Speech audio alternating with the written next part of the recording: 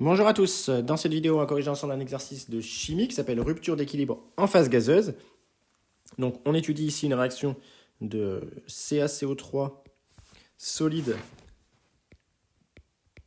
égale CaO solide plus CO2 gazeux à la température de 1100 Kelvin. Et donc on me donne la constante d'équilibre K ronde qui vaut 0,20. Et comme d'habitude dans les exercices où le réactif est uniquement solide, il peut y se passer des choses un petit peu étranges de rupture d'équilibre. Donc l'objectif de cet exercice, c'est un petit peu de raisonner là-dessus. Donc on me dit que dans un récipient déformable de 10 litres, on a introduit 0,1 mol de CaCO3 et on essaye de savoir la composition dans l'état final. Donc on suppose qu'il s'établit un équilibre hétérogène dans l'état final, et on va vérifier l'hypothèse dans la suite. On suppose qu'il s'établit un équilibre hétérogène dans l'état final. Et donc, alors, on n'aura que QREC est égal à K standard. Et donc QREC, c'est un quotient de réaction avec des solides, donc c'est activité de CaO solide fois activité de CO2 gazeux, lui, divisé par l'activité de CaCO3 solide. Et donc comme nous avons des solides, leurs activités valent 1, si bien qu'il reste uniquement l'activité du CO2, c'est-à-dire pression partielle en CO2 sur pression standard. Donc on en déduit que s'il y a un équilibre, la pression partielle en CO2 est égale à K standard fois P standard, c'est-à-dire 0,2 bar. Maintenant, si la pression vaut 0,2 bar, la pression en CO2, eh bien je peux en déduire NE2, d'où NO2 RT sur V égale P de CO2 égale 0,2 bar. Donc je peux en déduire N de CO2, pardon, comme étant PV sur RT, tout simplement. Et donc je peux calculer ça, c'est 0,2 bar, donc 0,215 fois, ici on est sur du 10 litres, divisé par 8,314 fois 1100, et donc ça fait 0,022 mol. Donc ça c'est plus petit que N0, donc l'hypothèse de départ est validée. On a équilibre. Et donc on peut déterminer à la fois la pression régnant dans le réacteur et la composition dans l'état final. Donc la pression c'est égal à la pression de CO2, c'est donc égal à 0,2 bar. Et l'état final, eh bien l'état final, ici c'était CaCO3, CaO et CO2. Donc on a formé, ici on était parti de N0. Donc là on a N0 moins XIEC. Là, on a NCO2 égale XIEC. Et là, on a N de CaO égale XIEC, que l'on connaît. Donc, ça fait 0,022 mol ici, 0,022 mol ici. Et donc là, 0,1 moins 0,022, donc 0,078 mol. Maintenant, je refais l'expérience dans un volume V égale 100 litres. Donc, de même que tout à l'heure, on fait l'hypothèse qu'on a un équilibre hétérogène.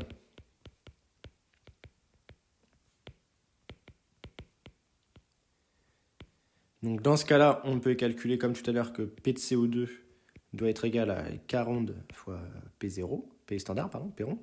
Donc 0,2 bar, ça ne change pas. Et donc on peut en déduire le nouveau N de CO2, qui vaut P de CO2 fois V sur RT. Et donc, cette fois-ci, ça fait 0,22 mol, puisque c'est 10 fois plus grand que le volume précédent. Et donc, on va se retrouver avec quelque chose qui est plus grand que N0. Ça voudrait dire que j'ai consommé plus de CaCO3 que ce que j'en avais. Donc ça, c'est impossible. Évidemment. Donc ici, on a rupture d'équilibre. Et donc, en réalité, ce qui s'est passé,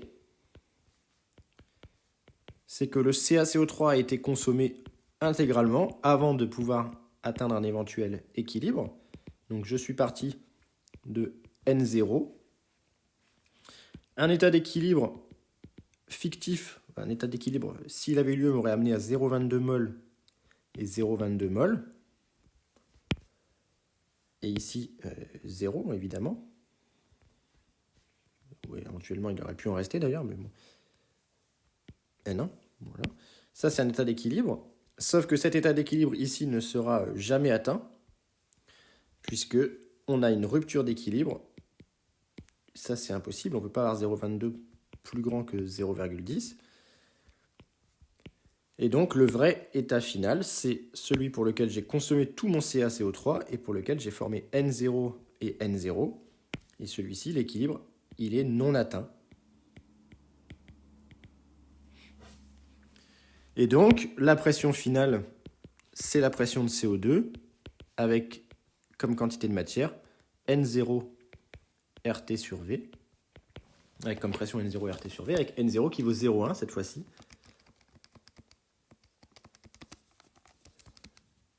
Et je tombe sur 9,1 fois 10 puissance 3 pascal, ce qui est bien plus petit que les 0,2 bars que j'avais. Donc ici, c'est un cas de rupture d'équilibre. Donc représenter l'allure de la courbe donnant la variation de pression dans le réacteur en fonction de son volume. Donc ici, eh bien, tant que le volume est suffisamment faible, on a équilibre hétérogène.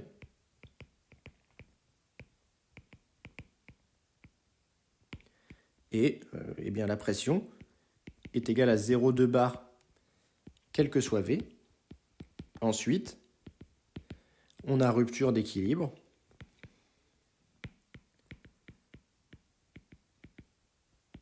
Et P est égal à N0 RT sur V,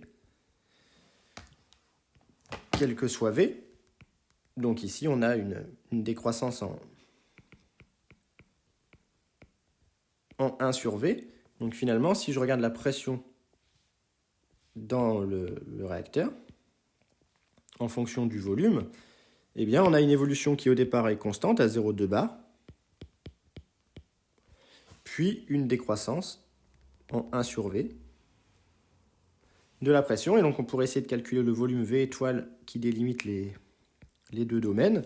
Le volume V étoile qui délimite les deux domaines, c'est le volume qui me permet de consommer exactement 0,1 mol de réactif. Donc cherchons V étoile. On cherche à consommer 0,1 mol.